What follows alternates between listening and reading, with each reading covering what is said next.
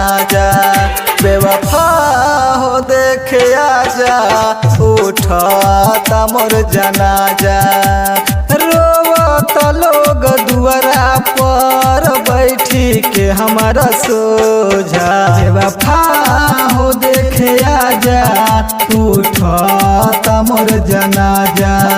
बेवफा हो देखे आजा उठाता मोर जनाजा।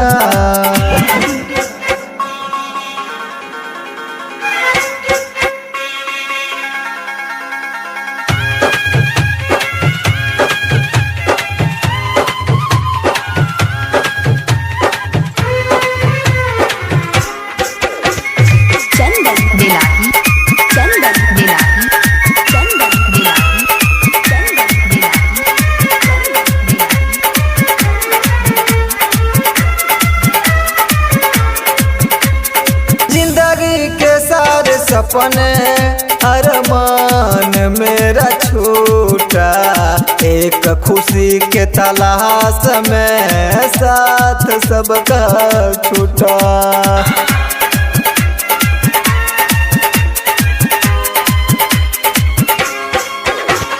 जिंदगी के सारे सपने अरमान सब छूटा। एक खुशी के तलाश में साथ सबका छूटा। मोहब्बत के फूल रथी पे आके चढ़ा के जा।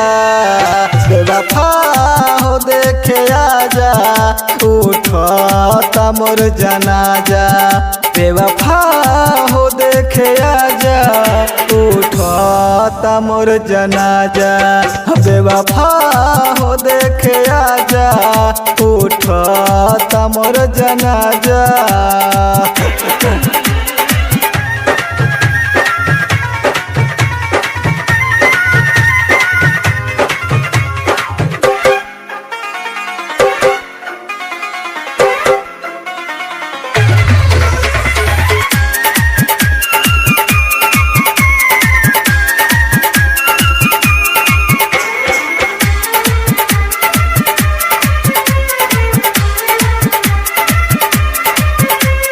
जाने मन तेरे प्यार में शमशान हुआ घर मेरा।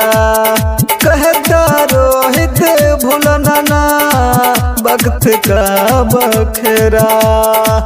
वक्त का बखेरा।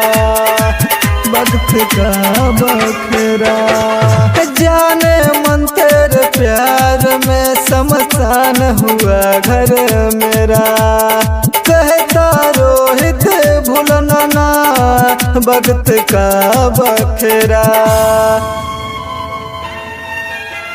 मिला छोटू कुमार को मौत का सजा। बेवफा हो मिल आजा उठाता मोर जनाजा। बेवफा हो देखे आजा उठाता मोर जनाजा। Presented by Rana recording studio Dighi Jamui.